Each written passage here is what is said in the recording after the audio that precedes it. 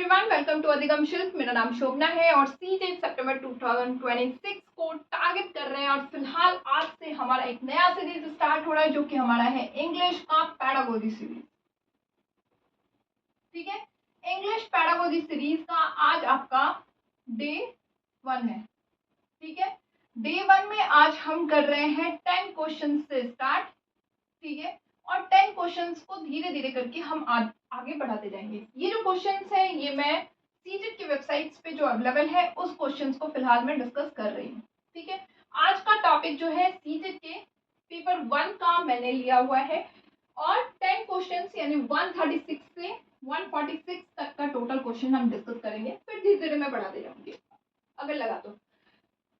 ठीक है, तो चलिए स्टार्ट करते हैं और आज के टॉपिक को क्वेश्चन नंबर 1 की तरफ मूव करते हैं। क्वेश्चन नंबर 1 हमसे कह रहा है assessment tools and processes at the foundation stage should be design in a वे।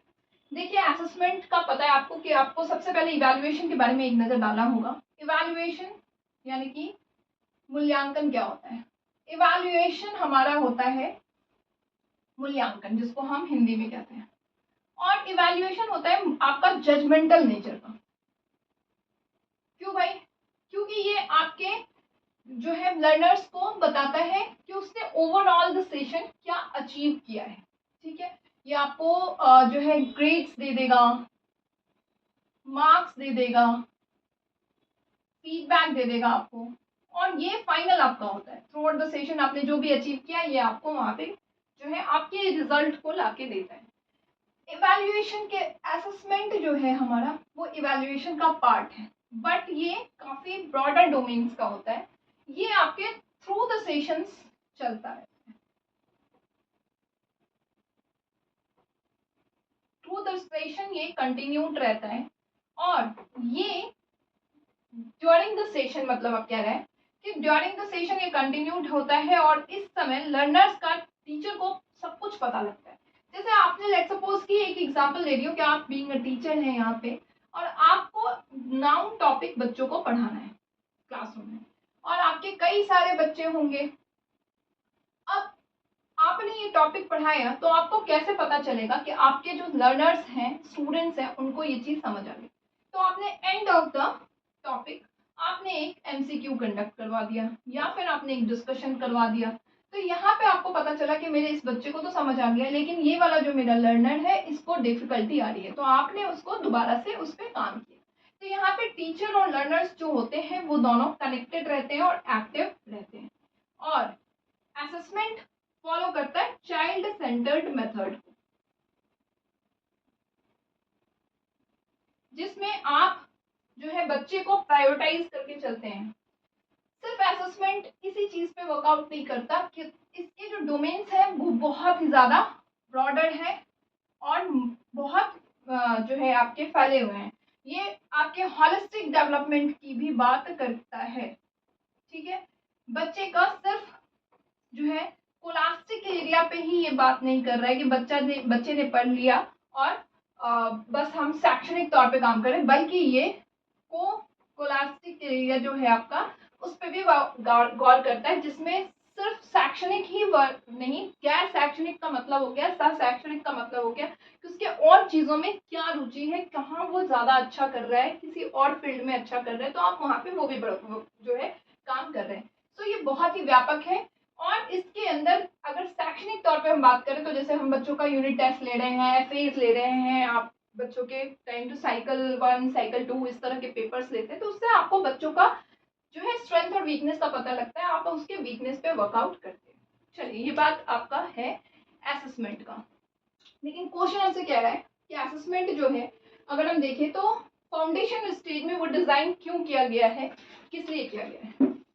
चलिए ऑप्शंस को देखते हैं।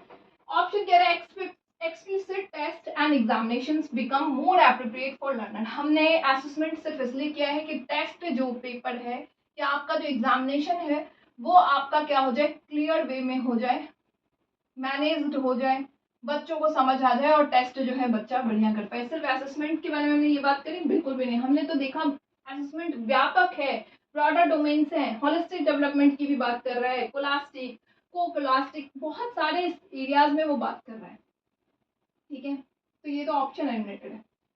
Learners progress is described analysed with the overall class performance. सिर्फ और सिर्फ बच्चे के क्लास के परफॉर्मेंस को एनालाइज और डिस्क्राइब किया जा रहा है इसमें, बिल्कुल भी नहीं। अब सिर्फ क्लास की परफॉर्मेंस ही नहीं, उसके ओवरऑल डेवलपमेंट को बात किया जाता तो बात बनती है यहाँ पे, तो ये बात भी नहीं है। और टीचर में यूज कॉमन सिंगल मेथड, एक ही तरीका यूज कर रहे हैं लर्नर्स के अचीवमेंट के लिए, बिल्कुल भी नहीं। बीइंग अ टीचर हम डिफरेंशिएटेड इंस्ट्रक्शन का यूज करते हैं, जिसमें हम हर एक बच्चे के नीड के हिसाब से अपने टीचिंग स्ट्रेटजीज को यूज कर रहे हैं, तो ये बात भी यहाँ पे गलत है। They become a natural extension of the child's learning experience. बच्चे के नेचुरल लर्निंग एक्सपीरियंस के लिए एक तरह से नेचुरल एक्सटेंशन है। बिल्कुल आपने देखा बच्चे का जो एक्सपीरियंस है वो बढ़ता जा रहा है, वो सारी चीजें एक्टिवली कर रहा है, चीजों को उसके टीचर उसको समझ रहे हैं, वो टीचर तक पहुंच पा रहा है, तो यहाँ पे नेचुरली उसका लर्निंग एक्सपीरियंस बढ़ रहा है। सो सेकंड ऑप्शन जो है will be the best answer for this question. 137 number question 137 number question हमसे कह रहा है children's cognitive development and language. देखिए एक नजर पहले कॉग्निशन और लैंग्वेज को देखते हैं। कॉग्निटिव डेवलपमेंट, कॉग्निशन और लैंग्वेज की बात अगर हम एक साथ करें तो ये दोनों इंटरडिपेंडेंट हैं, एक दूसरे पे आश्रित हैं, क्योंकि आप जहाँ रह रहे हैं, जिस माहौल में रह रहे हैं, जिसके साथ रह रहे हैं, जिस सोसाइटी में रह रहे हैं, वहाँ का लैंग्वेज आप यूज करते हैं और उस लैंग्वेज के माध्यम से आप चीजें सीखते हैं और अपने संज्ञान का, कॉग्निशन का विकास करते हैं। तो ये दोनों बहुत जरूरी चीज होती है, लैंग्वेज बहुत इंपॉर्टेंट रोल प्ले करता है। चलिए ऑप्शन की तरफ मूव करते हैं। It is related to the principle of linking stimulus response and the process of imitation. क्या ये सिर्फ और सिर्फ रिलेटेड है स्टिमुलस रिस्पॉन्स पे और इमिटेशन के आप नकल के तौर पे काम कर लेते हैं, और स्टिमुलस रिस्पॉन्स पे के थ्रू जो है ये एक दूसरे से रिलेटेड है कि लैंग्वेज का आपने जो है इमिटेट नकल कर लिया और आपका विकास हो गया? बिल्कुल नहीं, बहुत सारी चीजें नकल कर लेंगे लेकिन आपका विकास नहीं होगा, आपको चीजें समझ ही नहीं आएंगी। Is that an individual is born with a tool to master the language। मतलब ये एक ऐसा प्रोसेस है, लैंग्वेज और डेवलपमेंट जो है, और लैंग्वेज और कॉग्निटिव डेवलपमेंट जो है वो इसलिए है क्योंकि इंडिविजुअल जो है जिस बॉर्न हुआ है और उस लेवल में मास्टरी कर ले लैंग्वेज के लेवल में, कोई मतलब नहीं बनता इस चीज का। आपका लैंग्वेज आपको इनिशियल लेवल पे कनेक्ट करता है चीजों को समझने में, आपके संज्ञान के विकास में। डेवलपमेंट बियर नो रिलेशनशिप, क्या विकास जो है वो कोई रिलेशनशिप इनके साथ नहीं है, इनका बिल्कुल बहुत रिलेशनशिप है भाई। चीजों को समझ, अभी मैं आपको समझा रही हूँ या किसी और चैनल्स के थ्रू आप पढ़ते हैं, किसी टीचिंग इंस्टीट्यूट्स में आप जाते हैं, तो वहाँ पे लैंग्वेज ही तो है जो कि आपके डेवलपमेंट के लिए रोल प्ले कर रहा है। फोर्थ ऑप्शन है it is closely related to the culture and the community in which children live. बिल्कुल सही बात है, ये लैंग्वेज और कॉग्निटिव डेवलपमेंट जो है ये इस तरह से रिलेटेबल है कि जिस माहौल में, जिस संस्कृति में और जिस कम्युनिटी में बच्चा रह रहा है उसका विकास कुछ इस तरह से ही होगा। कई बार बहुत अच्छे well educated society, well educated family के बच्चे बहुत ही अच्छे होते हैं, या आज सिविलाइज्ड जगह है तो वहाँ पे, वहीं पे अगर उस तरह का डेवलपमेंट नहीं हुआ है तो आप बच्चों के लैंग्वेज पे और उसके कॉग्निशन पे असर देखते हैं चीजों को लेकर के। तो ये बात बिल्कुल सही है, आप जिस संस्कृति में, जिस कम्युनिटी में, जिस माहौल में पड़े बड़े हैं वहां से आपका संज्ञान का विकास कुछ उस तरह का होगा, बिल्कुल सही बात है। Fourth number option will be the best option. चलिए थर्ड क्वेश्चन 138 हमसे कह रहा है कि one of the best way to learn a second language. मतलब देखिए फर्स्ट लैंग्वेज की बात पहले कर लेते हैं फिर सेकेंड लैंग्वेज। फर्स्ट लैंग्वेज आपका अक्वायर्ड होता है, अधिग्रहित होता है, ठीक है।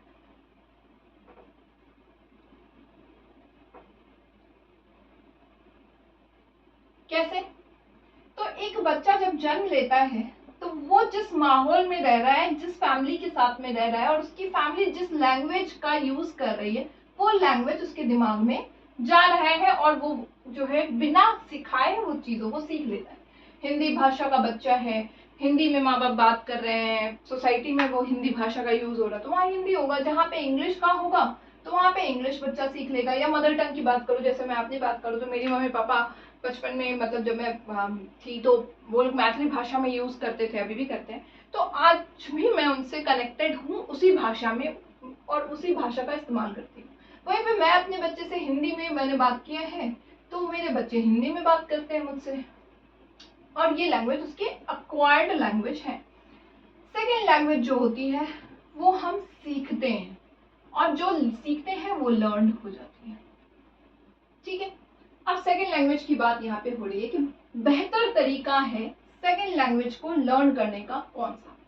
Being in a classroom where you can focus on the grammar and receive help from a teacher। आप एक क्लासरूम में जाइए, वहाँ पे आप ग्रामर पे फोकस करिए। सबसे पहले आपको जो है सब्जेक्ट प्लस वर्ब प्लस आपका जो है ऑब्जेक्ट बताया गया इस तरह से, और आप पांच सेंटेंसेस कर रहे हैं, ट्रांसलेशन मेथड का यूज कर रहे हैं, तो वो बहुत ज्यादा इफेक्टिव नहीं होगा, बच्चे को बोरियत ला के देगा।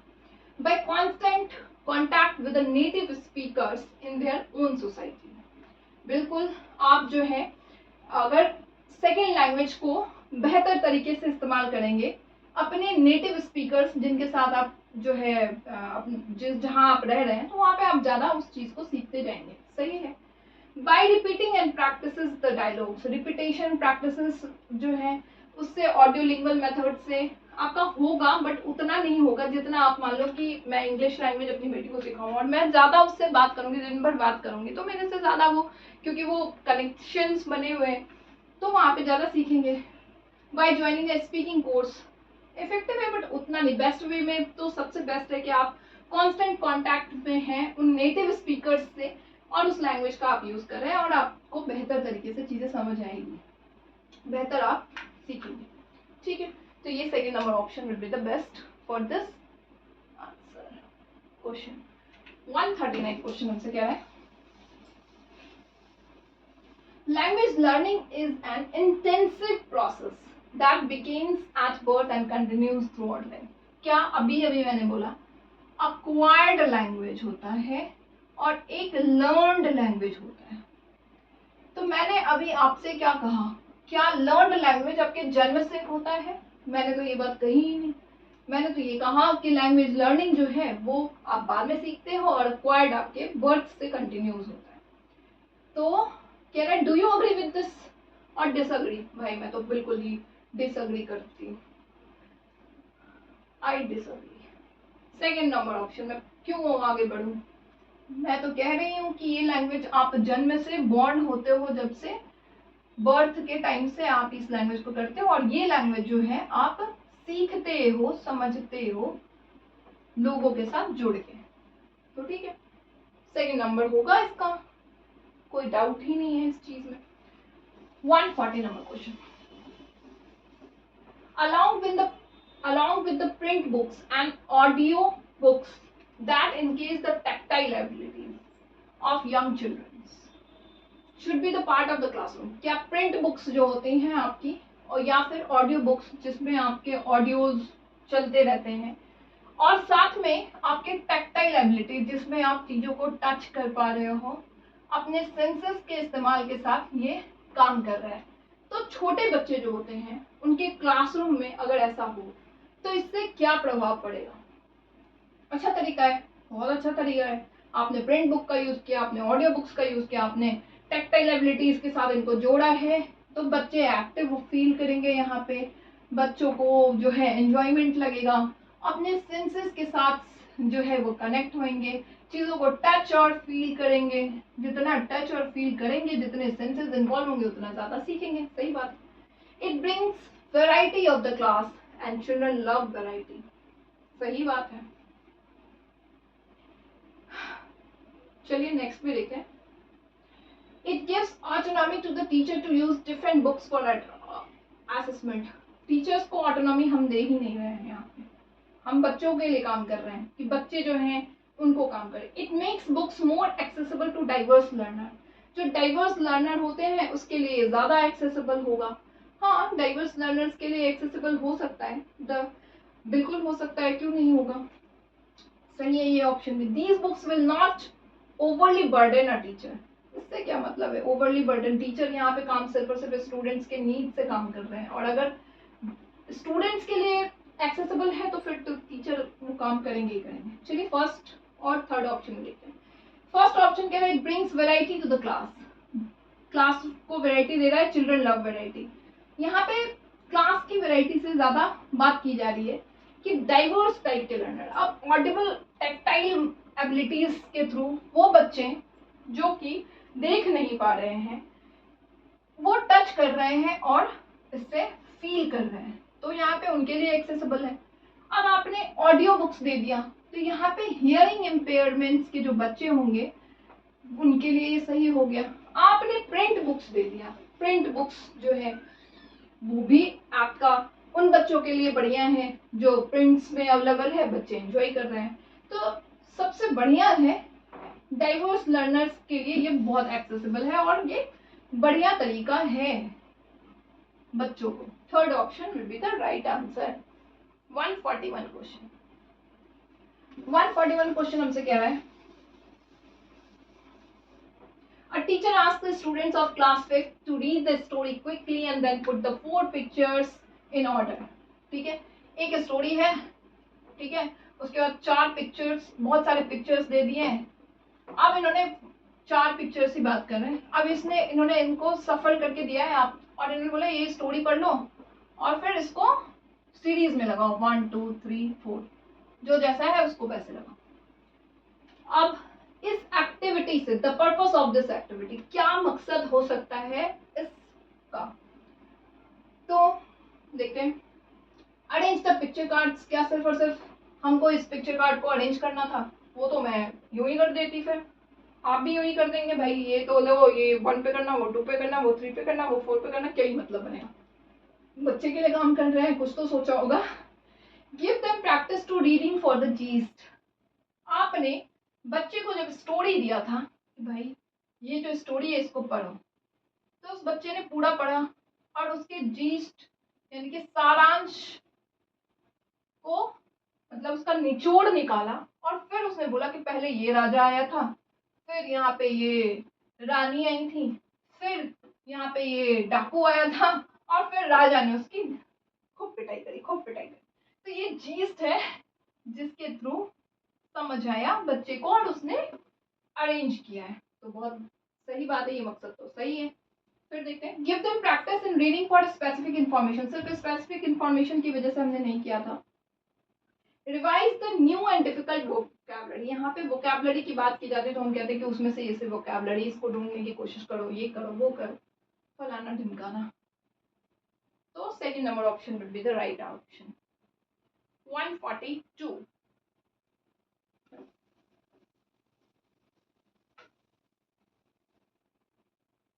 चलिए। This reading has a certain learning aims and tasks. Learners are supposed to read the text in detail with concentration and due care, it is called। मतलब रीडिंग कर रहे हैं आप किसी चीज को, लेकिन पढ़ इसलिए रहे हैं क्योंकि आपको सीटेट निकालना है, ठीक है। अब इसमें जो है टेक्स्ट को, सीटेट के सारे सिलेबस, चाहे आप पेपर 1 में है अगर, तो आप पैडागोजी को पढ़ रहे हैं, सीटेट को, सीडीपी को पढ़ रहे हैं डिटेल में, आप ईवीएस को डिटेल में पढ़ रहे हैं, आप मैथ्स को डिटेल में पढ़ रहे हैं, ठीक है, और कॉन्सेंट्रेशन भी आपकी प्रॉपर लग रही है। तो ये क्या होगा, जब आप किसी चीज को बहुत डिटेल में पढ़ते हैं, पूरी चीजों का निचोड़ निकाल निकाल के पढ़ते हैं, तो यानी कि पास करना है, पास तो आप होंगे होंगे। और ऐसी पढ़ाई आपकी इंटेंसिव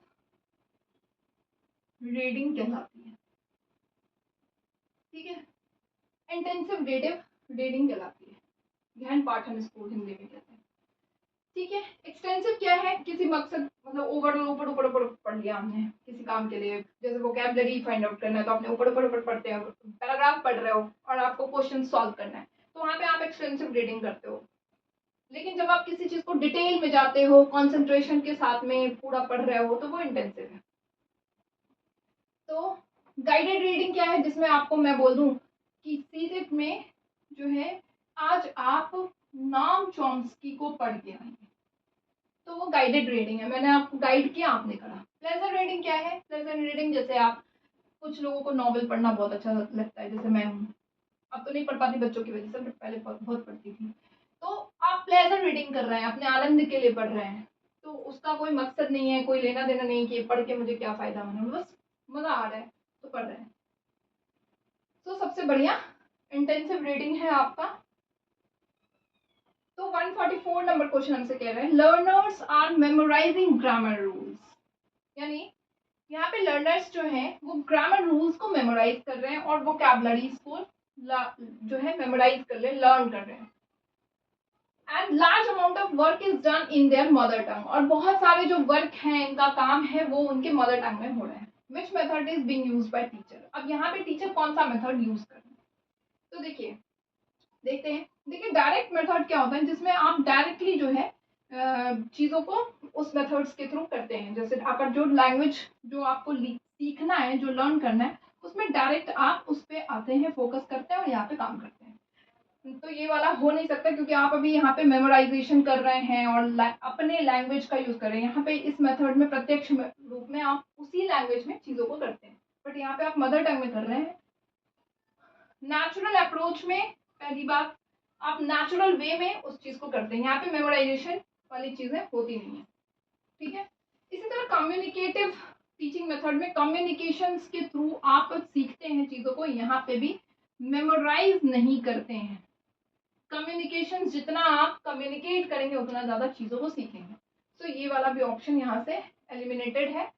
अब है ग्रामर ट्रांसलेशन मेथड। ये एक ऐसा मेथड है जिसमें आप रूल्स को पहले समझते हैं, उसको लर्न करते हैं, वोकैबुलरीज को लर्न करते हैं, और जो चीज़ें आपको यहाँ पे पढ़ाई जा रही है वो आपके मदर टंग में पढ़ाई जा रही है, ठीक है।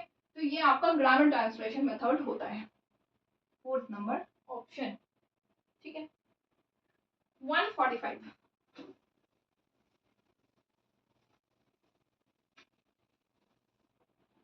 if children hear 2 languages spoken around them, this exposure will, एक बच्चा है जिसको 2 भाषा जो है का एक्सपोजर मिला हुआ है, जैसे उसको हिंदी भाषा भी मिला हुआ है और इंग्लिश भाषा भी उसके सराउंडिंग में उस सीख रहा है, समझ रहा है। तो ये बच्चों के लिए क्या होगा? Put the children eight disadvantage. क्या आप 2 लैंग्वेज सीख रहे हैं तो खराब बात है? नहीं भैया, नहीं सीखेंगे, हम हिंदी भाषी हैं, सिर्फ हिंदी भाषा का यूज करेंगे। नहीं नहीं नहीं, ऐसा नहीं करना है। लैंग्वेजेस को सीखना एक बहुत अच्छी चीज़ है, तो उसको तो हमें हमारे लिए वो एक ब्लेसिंग्स की तरह है कि हम बहुत एक्सपोजर ले रहे हैं और चीज़ों को सीख रहे हैं। Put the children at an advantage, हाँ मैं तो दूंगी। Not make any differences to the children, बिल्कुल देगा, डिफरेंसेस तो देगा ही देगा, बच्चे में डेवलपमेंट हो रही है लैंग्वेज को लेकर के। कंफ्यूज द चिल्ड्रन, बिल्कुल नहीं, क्यों कंफ्यूज होगा बच्चा? हिंदी भाषा सीखा हुआ है, सीख रहा है, इंग्लिश सीख रहा है, उसको पता है, वो कंफ्यूज नहीं हो रहा है, वो सीख रहा है। और बच्चे का ना सबसे अच्छी बात ये होती है कि आप जितना एक्सपोजर देंगे उतनी ज़्यादा सीखते हैं। तो सेकेंड नंबर ऑप्शन इसका सही बैठ रहा है। लास्ट क्वेश्चन 146, फिर मैं इस सेशन को टाटा बाय बाय कर रही हूँ आज के लिए। A big challenges in learning to read is finding motivation and good children's literature, ठीक है। To overcome this challenge, मतलब big challenge learning में, सीखने की प्रक्रिया में सबसे बड़ा चैलेंज है to read, it's finding motivation and good children's literature, मतलब बच्चों के लिए जो है लिटरेचर जो है उसको सीखना, उसको फाइंड करना, ये एक बहुत बड़ा चैलेंज है। अब इसके लिए टीचर को क्या करना चाहिए? Teacher should motivate them to read a book every day as a homework. आप बच्चे को जब होमवर्क के तौर पे पढ़ने के लिए देंगे तो वो तो उतना इफेक्टिव तरीका नहीं बनता है। Encourage parents to establish a small library of home. अब मान लीजिए आपने बोला और पेरेंट्स ने अपने घर में एक लाइब्रेरी किताबों की खोल दी, तो क्या बच्चा पढ़ लेगा उससे? ज़रूरी तो नहीं है, उसका मोटिवेशन ही नहीं है, तो क्या ही होगा। आपको तो बच्चे को इस तरह से करना है कि वो उसकी हो उसके अंदर। Provide easily accessible children's literature to motivate and generate interest in reading। आप बच्चे को easily वो रिसोर्सेज दे पाएँ, लिटरेचर से रिलेटेड रिसोर्सेज दे पाएँ और उसको मोटिवेट करें, उसके अंदर इंटरेस्ट दिखाएं। अब आपने लेट्स सपोज आपकी लाइब्रेरी में कोई लिटरेचर की बुक है, उस बच्चे के अप्रोप्रिएट एज के हिसाब से आपने वो बुक दिया, उसकी थोड़ी सी स्टोरी बता दी, पता है हैरी पॉटर ने ये किया ये किया, तुम्हें पता है इसके बारे में, ये देखो ये एक बुक है, मैं तुम्हें देती हूँ, तुम्हारा मन करे पढ़ लो। अब आपने आधी कहानी तो बता दी है, तो बच्चों को इंटरेस्ट तो ऐसे ही जाग गया, तो वो तो फिर करेगा। अब वो चीज़ें अगर उसके लिए एक्सेसिबल हो जाएंगी, वो बुक्स उसके पास आस पास में अवेलेबल है, तो वो उसको पढ़ने में इंटरेस्ट भी आएगा, वो लिटरेचर भी उसकी अच्छी होगी, तो ये तरीका तो बढ़िया है। सेकंड कह रहा है कि schools authorities must take learners to book fair. अब उससे क्या होगा, बुक फेयर में ले जाएंगे, उससे क्या होगा, तो जनरेट मोटिवेशन, बुक फेयर में ले जाएंगे, ढेर सारा बुक देख लिया, बच्चे ने पढ़ने का मन नहीं होगा, नहीं पढ़ेगा। आपको टीचर का ये काम है, या फिर पेरेंट्स भी कर सकते हैं, इंटरेस्ट पैदा करने के लिए आप रिसोर्सेज अवेलेबल करिए, सबसे पहले एक्सेसिबल करिए उसको, और उसमें इंटरेस्ट क्रिएट करिए, तो बच्चा तो पढ़ ही लेगा फिर। थर्ड ऑप्शन सही है। सो 10 क्वेश्चंस की सीरीज आज की डन हो गई है।